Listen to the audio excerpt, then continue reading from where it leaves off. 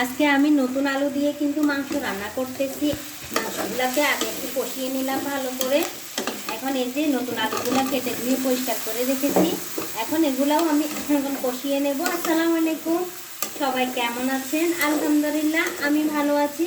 এখন আমি মাংসগুলো কষিয়ে দিচ্ছি। এখন আমি নুন আর হলুদ মরিচ এগুলো দিয়ে দেবো, এগুলো দিয়ে নেই।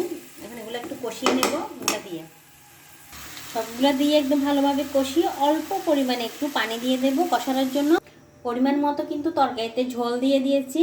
আল্লাহ তাআলা ইরশাদ, তিনি আসমান ও জমিন সমূহকে পূর্ব যমুনা ব্যতীত সৃষ্টি করিয়াছেন, তাহার কোনো সন্তান কিভাবে থাকিতে পারে যখন তাহার কোনো স্ত্রী নাই, এবং আল্লাহ তাআলার প্রত্যেক জিনিসকেই সৃষ্টি করিয়াছেন আর তিনি প্রত্যেক জিনিসকেই জানেন। সুবহানাল্লাহ, সুবহানাল্লাহ।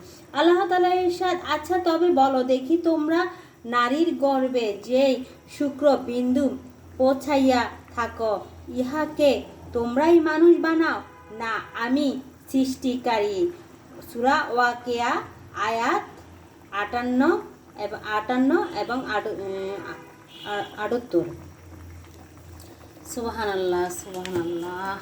আমার ভিডিওটি যদি ভালো লাগে অবশ্যই লাইক কমেন্ট শেয়ার করে দেবেন। অবশ্যই ভালোবেসে পাশে থাকবেন।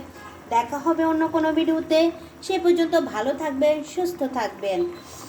ইউটিউব থেকে যদি দেখেন অবশ্যই সাবস্ক্রাইব করে দেবেন। আর আমার তরকারিগুলো কিন্তু এভাবেই হয়ে যাবে।